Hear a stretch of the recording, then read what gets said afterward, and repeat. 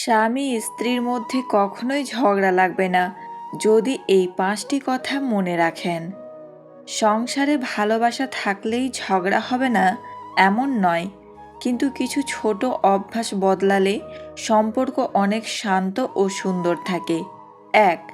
রাগের সময় চুপ থাকুন।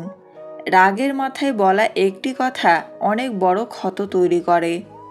তখন তর্ক না করে একটু সময় নিন। 2. সব কথা জিততে যাবেন না। প্রতিটি ঝগড়ায় জিততে চাইলে সম্পর্ক হারিয়ে যায়।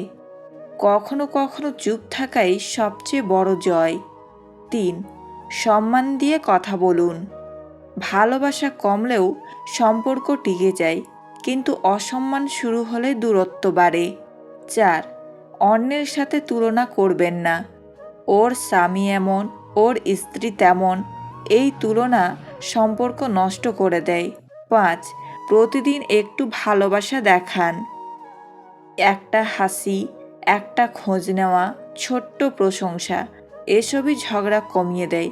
মনে রাখবেন, স্বামী স্ত্রী দুজন যদি একে অপরকে বুঝতে শেখে, তাহলে ঝগড়া নয়, সম্পর্ক আরও গভীর হয়।